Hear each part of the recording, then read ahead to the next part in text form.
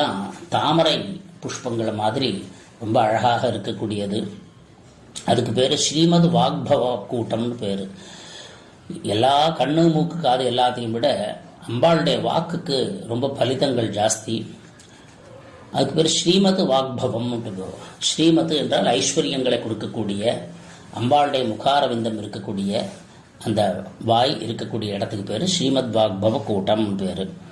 ஸ்வரூப முக பங்கஜ கண்டாத கடிபரியந்த மத்திய கூட்டஸ்வரூபிணி. கழுத்துக்கு மேலே உள்ள பாகங்கள் ஸ்ரீமத் வாக்பவ கூட்டம் என்றும், கழுத்துக்கு கீழே கடிபரியந்தம் இடுப்பு வரைக்கும் இருக்கக்கூடியது மத்திய கூட்டஸ்வரூபிணி பேர். மத்திய கூட்டம்னு பேர். அதாவது நடுக்கூட்டம். கூட்டம் என்றால் கூட்டம் என்று ஒரு அர்த்தம்.